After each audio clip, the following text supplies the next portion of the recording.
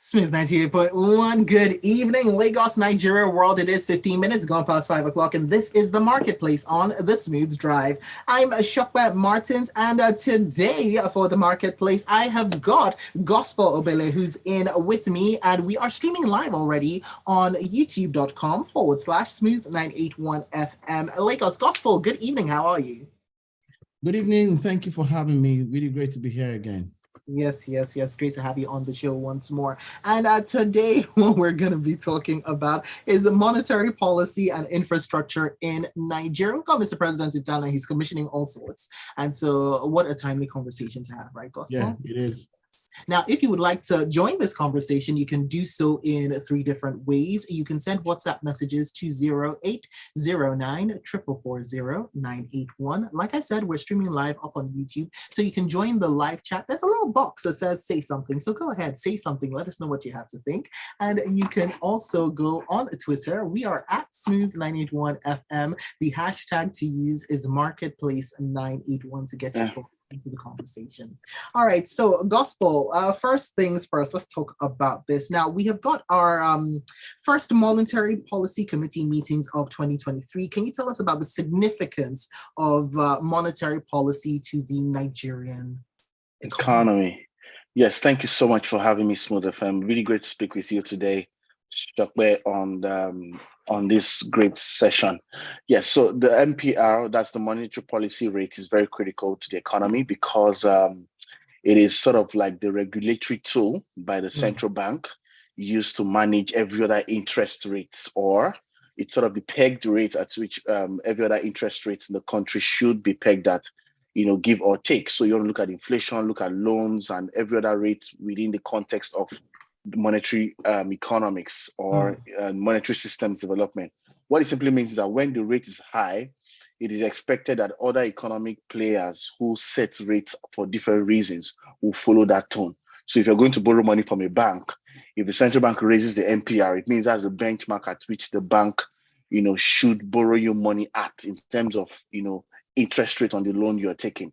So a lot of times it's either at 5% lower, 2% lower or 5% higher. It's usually a window. So you'll see things like 200 basis points minus or plus 200 basis points as the case may be. So it's very critical once rates are high, it means that the average Nigerian SME will have to pay more to access money or to access loanable funds in the real sector. Rates. Exactly. Yeah. It also means that businesses and the manufacturing sector would respond accordingly in terms of increasing the prices of goods and services, because if the cost of doing business is high due to increased cost of borrowing or accessing capital, technically it means that to retain high profits or current margins, then the cost of products and services may need to go high as well.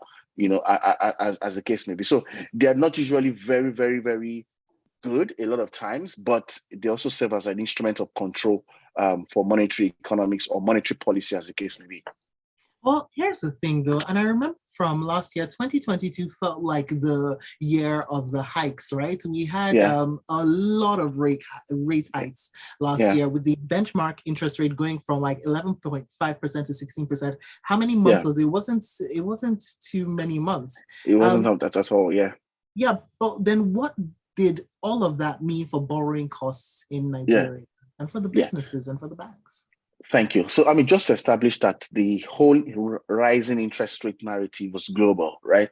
The Fed was raising interest rates, the European Central Bank was raising interest rates. But were they raising interest rates like we were raising interest rates? Well, they were actually, very much consistent. It was a global narrative. Yeah, the Fed and the likes. The figures are out there. But the catch was because we're dealing with a global inflation. Conventional monetary economics would say that you use interest rates, to discourage monies in supply. So it's built on the assumption that there's too much money in circulation. So when interest rates are increased, you discourage people from borrowing. You discourage people from accessing more monies that can probably go back into the system. And over a period of time, those monies in the system will sort of reduce. And that was what globally and even the Nigerian central banks was trying to do in trying to cut down on the inflation. But we've seen that that has not really increased inflation. As a result, it has also stalled growth in the real sector. Like I mentioned when I started, the real sector is also the manufacturing sector, where businesses need to pay more monies to be able to access capital. So if I'm borrowing you like 500,000 naira, for instance, at 2%, let's assume in January now, by March, that 2% may have risen to 5%. It would mean that you need to pay more, to me in terms of interest to access that 500K to start with. So technically, the rising cost of accessing capital or accessing monies stored on manufacturing and real sector activities, which is why globally and locally the fears of recession it's currently on the rise.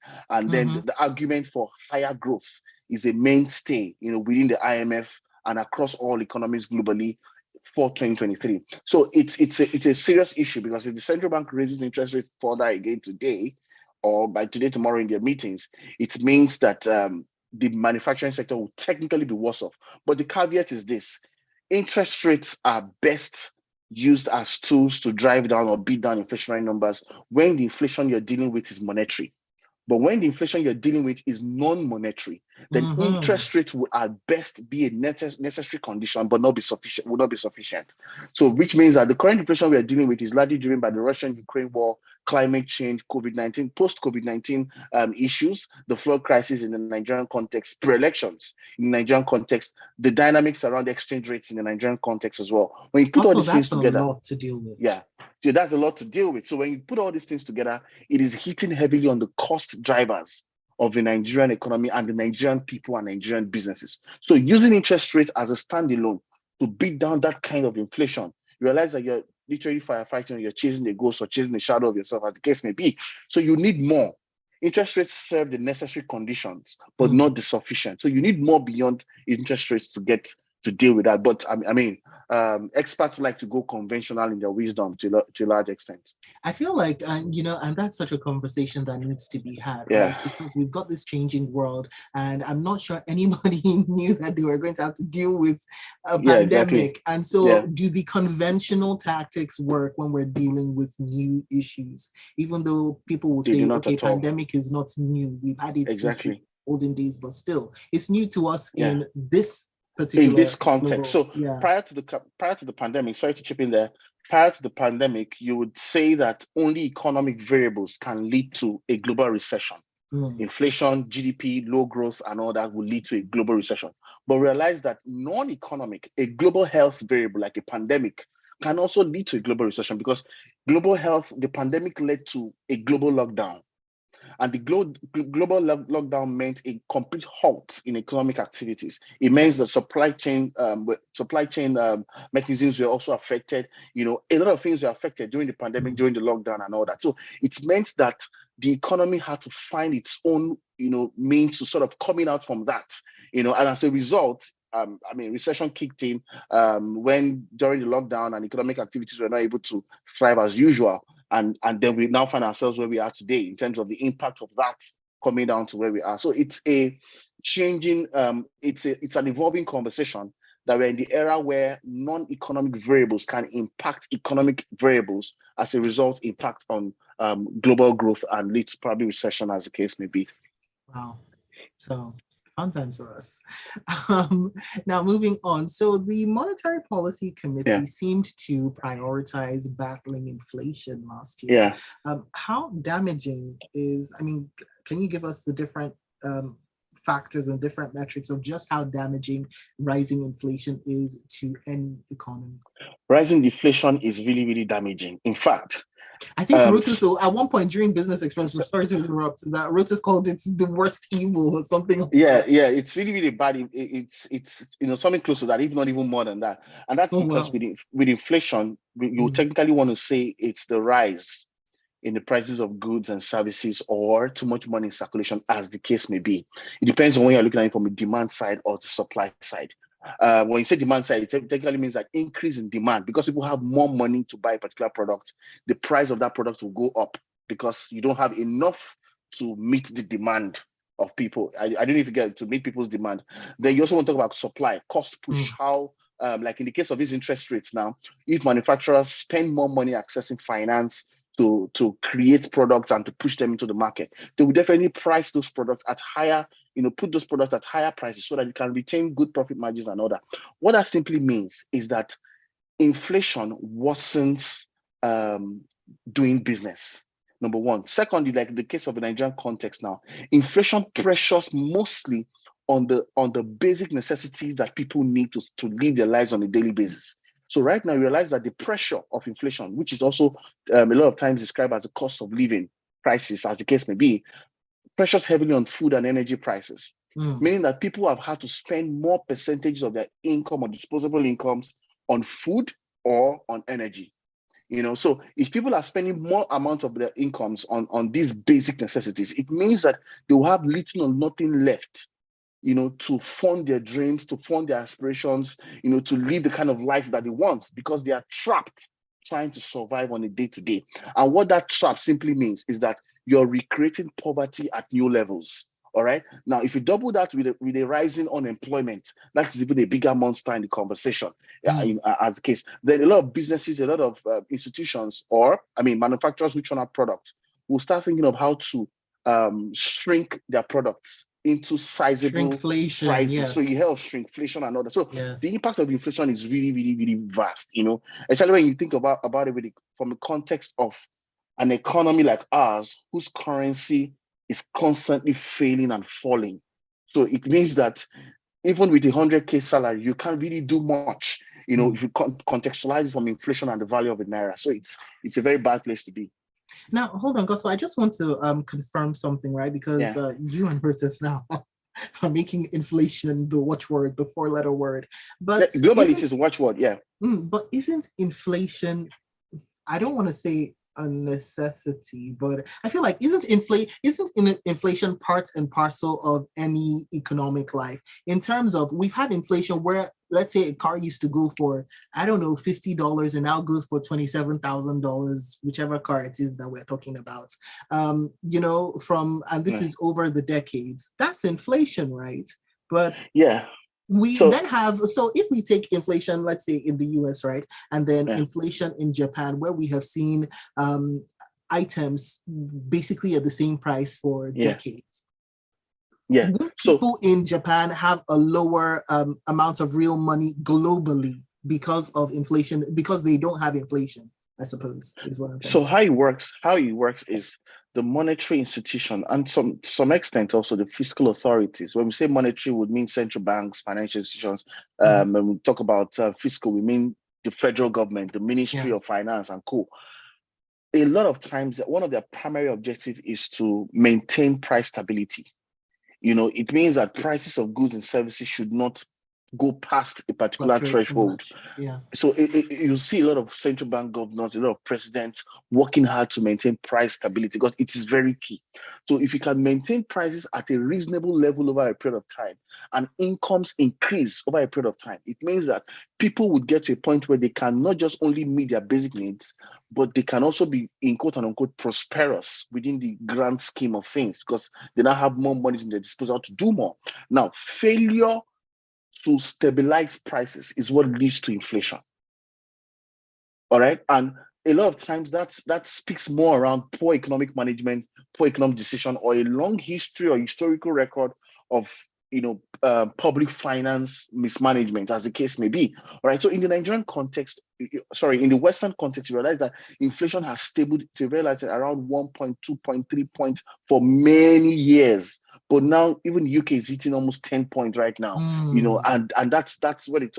I mean, they said it's a 40-year high and all that. So imagine inflation the strikes that have followed that. And we've seen the strike that's followed that. So people are now demanding more monies because with rising inflation simply means that your income at a particular level will keep shrinking and you will be trapped trying to live through the basic necessities of life. You won't be able to fund your dreams. You'll be able to do more. You'll be able to buy that dream car you always wanted to buy because you are trapped trying to, put food on the table and put fuel on get some gas and all of that and to run your home. So it's a conversation around price stability, and many nations have managed it better than some other nations. But in the times we live in, one of the major reasons why we've seen that the whole thing has gone, uncontrollably high is because there are stronger forces behind it. So over a period of time, we expect inflation to drop, but in the Nigerian case, inflation has been increasing since even before the pandemic. Wait, Inflation, hold on, but it and dropped that's in because we've not December. managed. No, it didn't drop. Okay, now this is the Oh, sorry, no, conversation. it didn't drop. It decelerated, so it didn't It go did not up as high decelerate. as it went. So, What? yeah, it didn't. No. So that's a trap there, because Okay. Nigerians also do not. So I mean, I just use the opportunity to educate around it. You have inflation. You also have inflation rate. Inflation rate talks about the pace at which prices are increasing over a period of time. So if prices move from 15 to 17%, you say that the inflation rate, what we track in Nigeria or what we track globally, is the inflation rate actually. Yes. So the inflation rate tells us how the inflation rate tells us at what pace do prices increase. Now, what happened in December? Inflation moved from, I think, 21.7% to 21.4%, thereabouts, about a 0.3% drop. What that means is that prices of items are increasing, but at a slower pace. It doesn't necessarily mean that inflation has dropped. So the price of yam is still more expensive than it was last month, but the rate at which that increase went was relatively slower than in October compared to November. So technically, within the construct and the way things are designed in Nigeria and many developing economies, it doesn't make any difference. Because yam is still expensive. Bread is still 1K. Bread is still 1,200. By the end of elections, bread will probably be 1.5. We don't want even if the inflation numbers are, even if the inflation rate is slightly decreasing or going back and forth, prices are still increasing. So constantly, there's an increased pace of price. But hold on, though. I know that when the inflation rate goes down, drops, let's use that word, Gospel, when it drops, what happens is that the rate at which the price of an item will, for example, double now is slower than before. Yes? Yeah, it's slower than before, but does not mean that item is not increasing in price. But it's slower. You know, if the asteroid is to hit you tomorrow versus if the asteroid is to hit you next month. So the argument for price stability is that the price actually dropped, not that the price is increasing at a slower pace. Either way, people are still poorer. No. And if you look at the Nigerian data, what happens there? I'm sorry, but you also have to remember, you're not factoring in, even when we had everything else dropping, you're not factoring in the I feel like in Nigeria, there's another factor. So we have demand push, pull, something push. Anyway, we also have cost people. Push. We have people. Yeah. We have people pricing push. Of course. So I was going to come to that. So for Nigeria, it's a different. The nuances are pretty different, because what constitutes our rising cost are way much more than just the price stability engagement of the central bank. You also have a population you have food insecurity, normal to start with. You have a high import-driven economy, so you have imported inflation, which pressures heavily on the current state of things. Then you also have a failing currency. Then you also have a context where even what we're producing at home doesn't meet the quality and the taste preferences of Nigerians themselves. All right. So all of these things reinform prices at different points of the value chain. Anybody who imports now need dollars to import. That pressure on the dollar is also impacting on inflation indirectly or indirectly. Yeah. So even subsidy, the argument of subsidy is impacting as well on inflation. So our own argument to inflation in Nigeria is pretty different and pretty nuanced and more deeper than in many other contexts. So for us, we probably need to begin to think of not just interest rate-based solutions to inflation, but also structural-based and institutionally managed solutions to inflation. What I mean institutionally managed, I mean that the central bank has to do more. The central bank has to collaborate more with the fiscal authorities, all right, to institutionally manage the currency. One of the reasons why the dollar is still a very strong currency is because there's a deliberate approach by the Fed and the White House to ensure that the dollar stands tall in relative to many other currencies in the world today. So it's also what you call is why it's monetary economics. That's why it's monetary economics. Yeah. All right, we need to take a quick break, but we'll be back with more. It is the Marketplace on Smooth Drive. Great conversation, yeah. We ran slightly over. We just I needed to take us to a break. But when I was saying people push as well, there's something of, even when the costs come down, the prices people still stay up. Yeah. They don't come down. Yeah, the prices don't come down because so I was going to say that you have real inflation. You also have artificial inflation in the Nigerian context. Mhm. Artificial inflation are usually powered by people and economic agents on the value chain. Take, for instance, now there's a flood crisis in Nigeria, right? I mean, there was last year, but we Yes. know that it's going to impact on food prices in the coming months. So what the suppliers of the people who hold stock of food supply in warehouses and all, what they're now doing is that because they know that the supply chain has been broken or the source has been broken, they are pacing the quality and quantity of products that go to the market per time. And they are now initiating or regulating those prices themselves. I don't know if you get what I'm trying to say. So that is reforming, plus the fact that there is a genuine scarcity based on the flood crisis that happened. So there's genuine scarcity, there's also artificial scarcity. When you combine them together, inflation has been, I mean, it should just consistently be on the rise either ways. I mean, bread moved from literally 450 to 1,200 in less than a year. Wow. So what happened was, at one point I was like, oh, I should go gluten-free. And Nigeria helped me. Nigeria helped me a lot. They were like, okay, so let's help you on this journey. This is the price of bread today. See if you want to eat it. So now, if I'm eating that bread at 1,000 plus naira, man, it's crazy. It's crazy. Oh no, it's crazy. Oh no, it's crazy. So, it hurts. Yeah, it's been a wild ride. It's been a really wild ride. And so every time I saw the monetary policy committee kind of hike up the rates, I was like, okay, but they've done it before. Has it done anything? Has it done anything? Yeah. Anyway, we're coming back in now.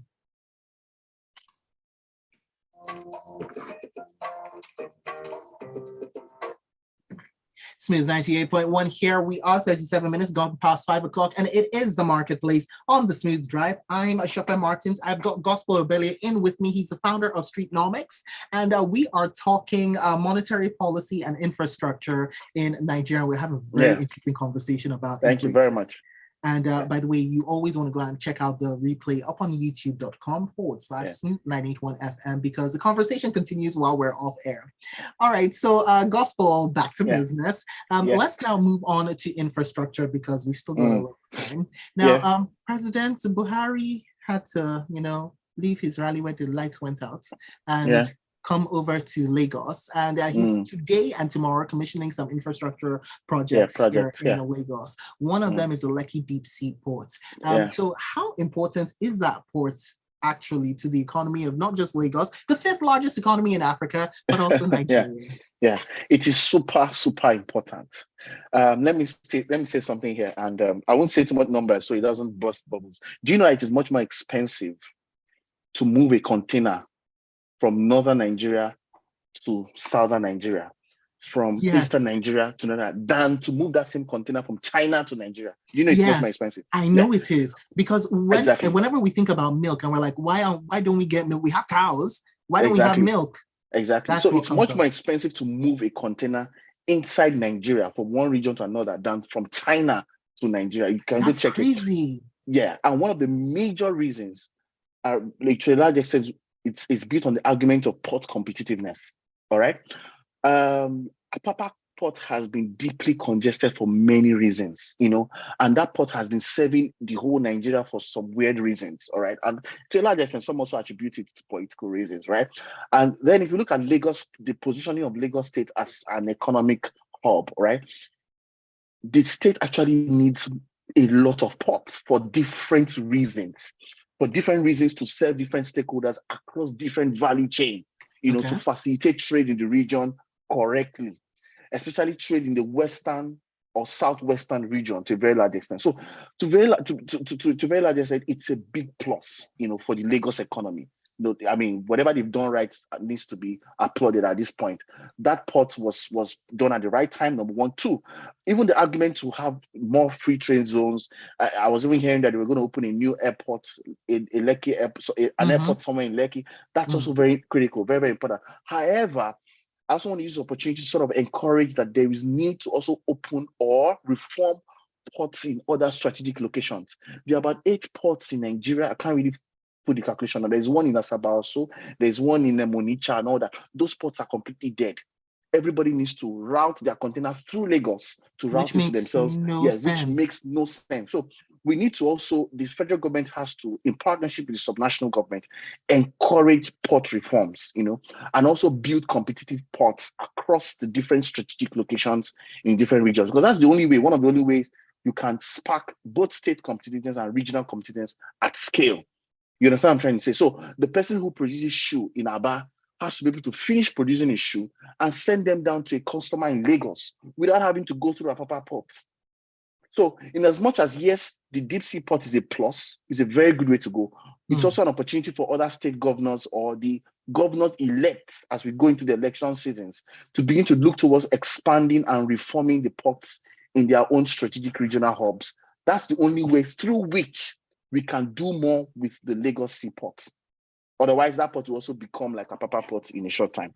We'll just sidestep the political issues. Yeah. But yes, you said like a Papa ports, right? So do you have any worries that the human factor that plagued the Papa ports will happen to our nicely new Lekki ports? Nicely new, well, it's you can even in developed economies, you can't take out the human factor. However, you need to build systems and structures that are very, not just inclusive, but are very contemporary in their design and outlook to ensure that no matter what you want to do as a human, you can't easily get away with it. And there are structures and systems through which things are done properly. Otherwise, we're going to see a replica of what has happened in the Papa ports, right? So we are not very good with maintaining public stuff and all that. So except if the management of that port would be outsourced to a private company or something like that, but I expect and hope that we'll be able to make the most out of that port, which I know we will. But however, in terms of sustainability, institutions, the right people, and all of that needs to be in place to ensure that it delivers on its mandate. And part of ensuring that port works sustainably in the long term is also ensuring that the ports in other states and other regions in Nigeria are also working. Otherwise, there's going to be too much pressure on the Lagos deep sea ports, just as we have in the Apapa port case. Yes, not just on the ports, on the city, because the rate definitely. Population expansion in Lagos is ridiculous. I'm waiting for the Nigeria where we have different hubs. Exactly, serving hubs, different, as opposed to just Lagos and then the rest of Nigeria. We cannot keep generating majority of the money. Please, let's generate more money. 65, all right. Wait, hold on. It was 63%, right? Or has I was going to say almost 50% of the VAT remitted to the central government at the federal level comes from Lagos. 15% comes from Rivers State. So that's 65% of VAT remitted to the federal government comes from Lagos and Rivers State only. So where are the other 34 states here? Yeah, we need a revolution. All right, let's move on. Now let's keep discussing infrastructure, but more specifically rail. Now the Warri Itakpe train was derailed around the Kogi forest. Vandalism is the suspected cause. Now, is poverty the reason why we keep seeing citizens damaging critical infrastructure, or is there something else? I won't attribute it, the concept of vandalism in Nigeria. I mean, it happens in many other regions as well outside Nigeria. I won't attribute it to poverty only. I want to use this line of, there's a lyric line in one of Burna Boy's songs. You heard of, these are the monsters you made, What you have in that context is an offshoot and an outplay of how extractive institutions work. When over time you've built a system in such a way that it feeds the pocket of a few for a critical number of a few, the policies, the process, the initiatives, everything in that system has been to a very large extent functioning for a few. It's going to get to a point where those who have been ripped off would be sort of angry, and within the context of poverty or other sort of disenfranchisement that they've experienced in the past, would begin to do things that would create a form of unrest, in the context of development and growth over the years. And that's what we're seeing now. All right. So it starts first from the fact that we've run a very extractive driven nation than an inclusive focused nation, and now the average Nigerian is now even oppressive to his own neighbor or to his own brother. I didn't even get a chance to take for example, when there's fuel scarcity. Where there's fuel scarcity right now, and you see an average Nigerian holding fuel in a keg, he or she will sell to another Nigerian at a very ridiculous price because he or she just wants to, sort of cash out with that single keg. So the extractive institutional ideology transcends a lot of times, having fed the pockets of the politicians, it begins to transcend,